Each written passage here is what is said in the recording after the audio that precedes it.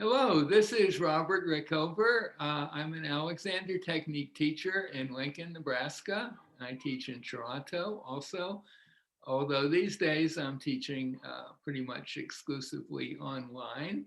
My guest, Imogen Ragone, is an Alexander Technique teacher in Wilmington, Delaware, a city that has been in the news of late. And Indeed.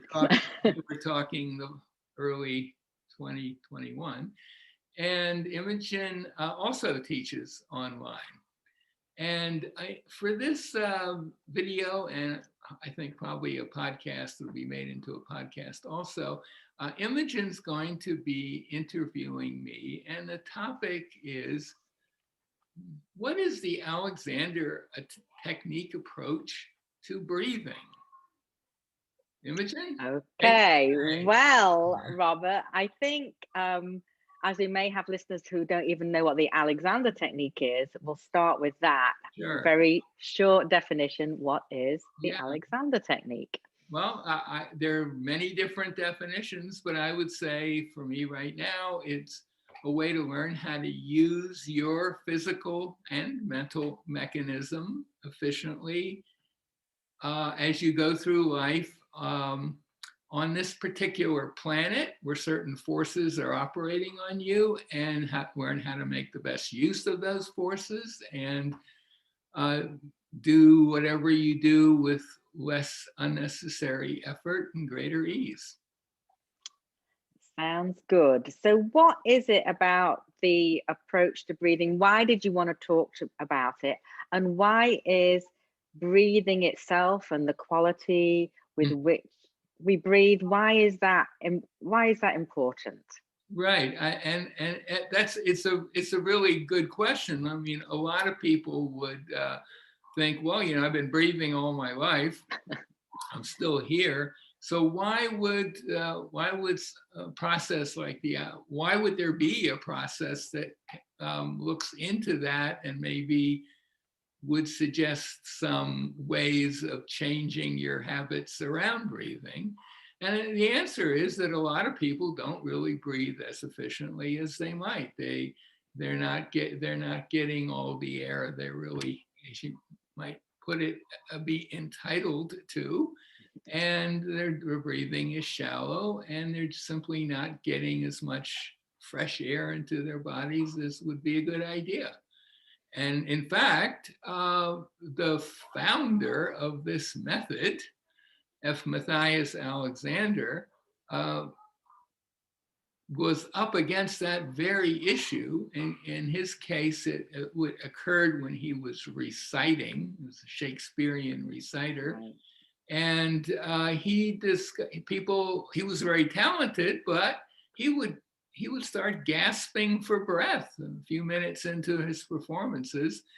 And that set him off on a whole series of self-explorations that are really led to the foundations of this work 130 years now, I guess, later. So there's a long history of an interest in breathing just because that's how technique got started. And in fact, Alexander, when he first arrived in England from Australia, he arrived in 1904 and developed a practice there pretty quickly. He was known by many in that world, in the theater and arts world, as the breathing man. Not that he was breathing, but that seemed to be one of the things that he was most effective at helping people for. Or they felt that was the most important thing they got from it. So yes, I think there are, for a lot of people, they could breathe a lot more easily. And that's kind of the short answer to your question. So what is it about the general Alexander technique approach to breathing that you want to kind of highlight, and how is it different from a lot of sort of conventional wisdom about breathing? Right. Yeah. Well, I want to just say at the beginning that I am not a breathing expert in the Alexander world. There are some Alexander teachers, and I'm thinking particularly of Jessica Wolf. Yeah. And I think there's some others, and I'll put a link to her site, who've kind of specialized in teaching Alexander teachers and perhaps others how to teach breathing in a more efficient way. Yeah, there's a whole course you could take with her to do that. And I'm not, that's not been my main pursuit, but I've been thinking about it of late because I've really struck by even people online who talk about efficient way of being, say, when you're meditating or when you're speaking, and they'll often use this phrase, well, now take a deep breath as a mantra. And if you go to a doctor's office and they have their little listening to your chest, right? Okay, take a deep breath. And that from an Alexander point of view is not a great idea. And I have to say that is a pet peeve of mine. This take a breath, take a deep breath. Anyway, I'll let you continue. My guess is that pretty much all people who are Alexander teachers and who have trained a bit in the technique would be something they would find not a great instruction. And of course, one can get around it very easily by just starting with an exhale and then letting the air in, which is what we'll talk about a little bit. But that's one of the things that, because often these are people that are pretty sophisticated about things like how they sit on their sits bones or how their head's managed on top of their spine. They have some interesting ideas about that make good sense. But when it comes to breathing, they seem to have bought into this idea of, well, taking a deep breath being a good idea. So I think the short version of the general Alexander technique approach to breathing is just get out of the way and let it take care of itself. Now It might sound a bit mysterious. Whoa, how do I do that? Would be the Yeah. question, right? That sounds great, but how would I do it? And the Alexander answer is that you really don't have to do it, but you have to deliver to yourself a message, and these are called Alexander directions, that will enable that to happen or will facilitate that happening. And the absolutely simplest direction of all around this topic is a self-instruction coming from your prefrontal cortex to the rest of you. I'm not breathing. That's one. You could just say to yourself, I'm not breathing. Or if you don't want to go that route at the beginning, I'm free to breathe. Or my breathing is free. So you're issuing kind of a general statement, but you are not micromanaging what comes out of that. I'm just wondering if people might wonder about the I'm not breathing. I brought that up because Alex. Because obviously you want people to breathe, right? and actually, the question of that kind of direction, I'm not breathing, that is what we're going to cover in our second interview, not just about breathing, but just jumping ahead. Alexander does favorably quote a student of his from who knows when, who says, in effect, oh, I see now, when I don't breathe, I'm breathing.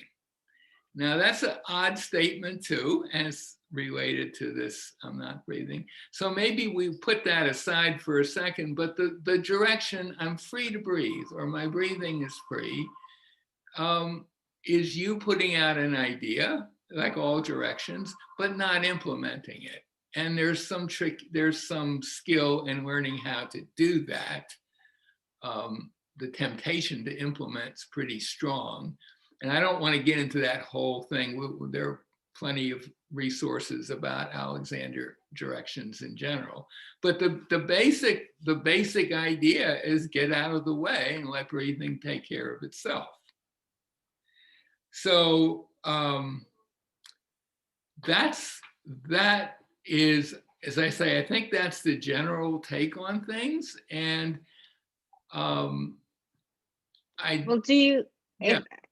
do you have, what's the kind of key point or takeaway that you would like people to pull from everything you've said? Well, I'd like to elaborate on that idea a little bit. Okay. We do that.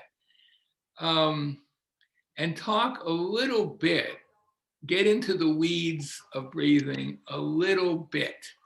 Okay. And specifically, the breathing cycle is air goes out, air comes in, exhale and inhale.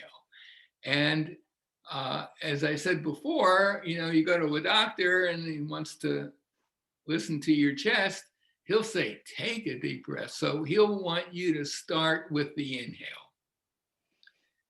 And the problem with that is that you can inhale with as much effort as you can muster, and you're going to be limited in terms of how much fresh air can come in to how much space is available for it to come into.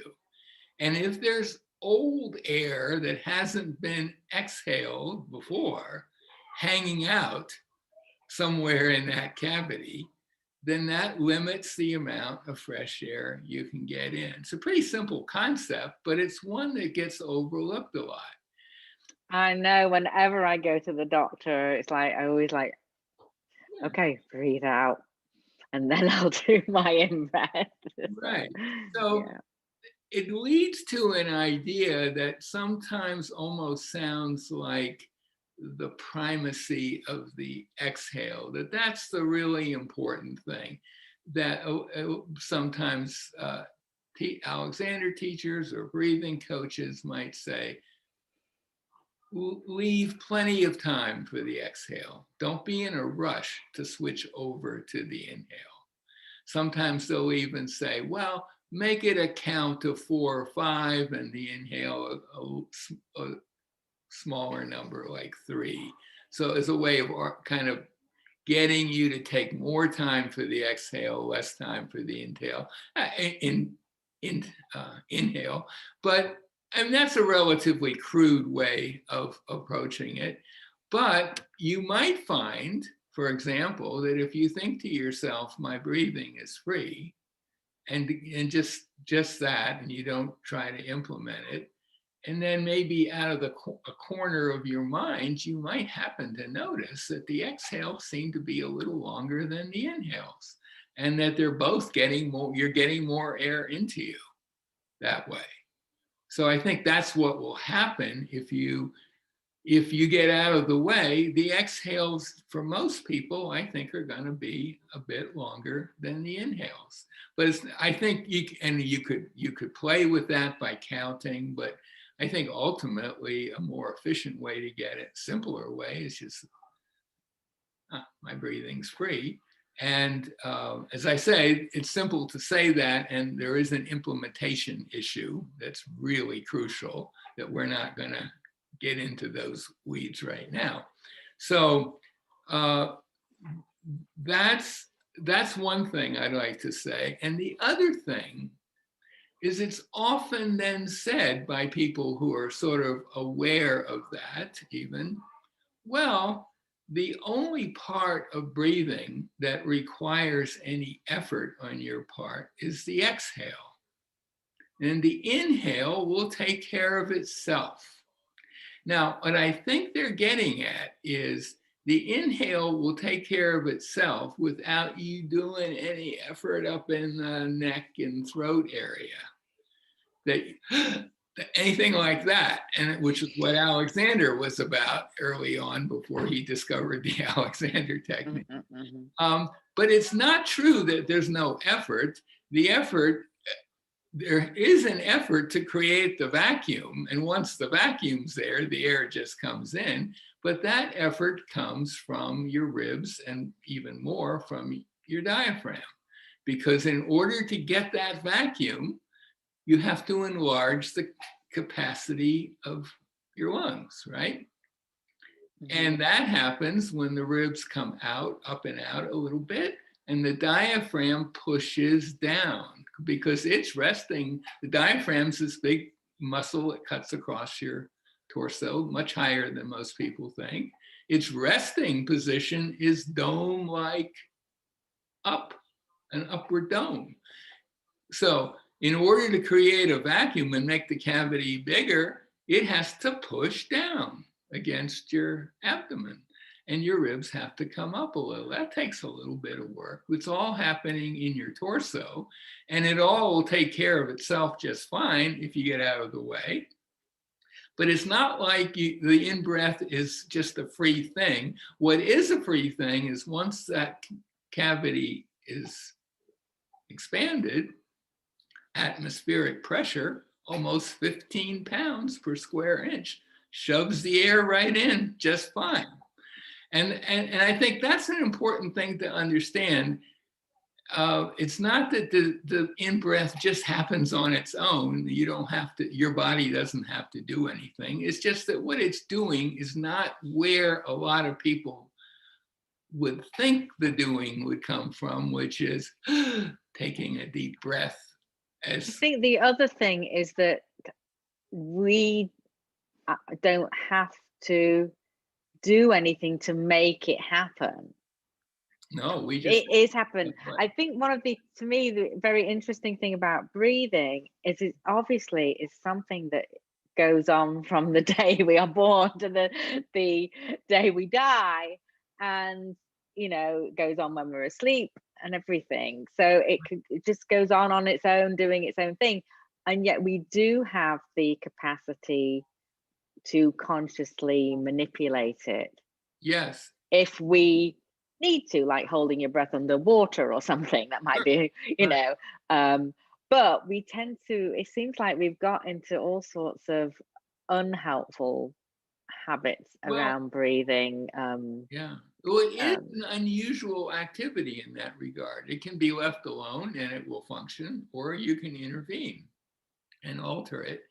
And the question is, if you are going, if it's functioning beautifully, and you use the direction like my breathing is free, well, nothing's going to happen because you're already breathing as well as you can. But most of us, I think, have developed habits that have made our breathing less than optimal, and there's where a little intervention can be useful. But it's not an intervention about doing something. It's an intervention about telling your body what you want and saying, okay, take care of it. Because one thing about the prefrontal cortex is, while it's fantastic at coming up with ideas, it is the world's worst micromanager because it doesn't have the capacity to do that.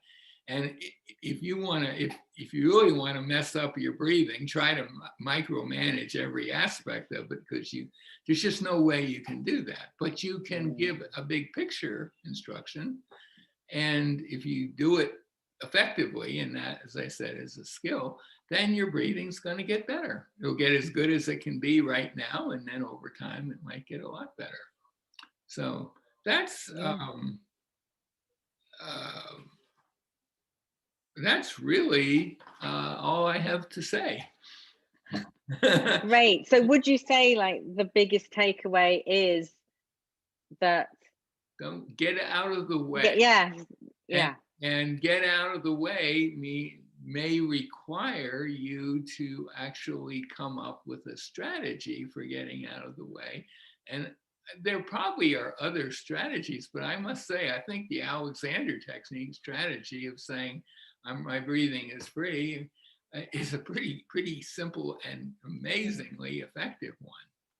I wanted to just add the idea that many people go to Alexander lessons and classes for nothing to do with their breath, but because the Alexander technique works with improving your entire coordination, that's one way you could, of how you move Yep. around, and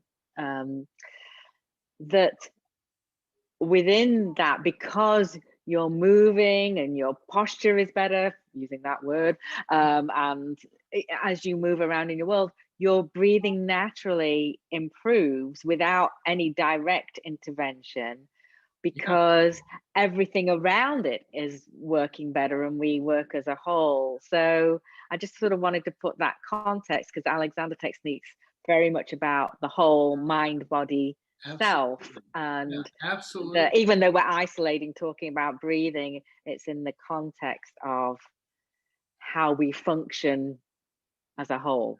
Well, the excess tensions that you're dealing with generally in Alexander work not only affect, as you say, your posture or how smoothly you move through space, but certainly is going to affect your breathing, because breathing is a movement. There's a lot of movement in your torso when air comes in and out.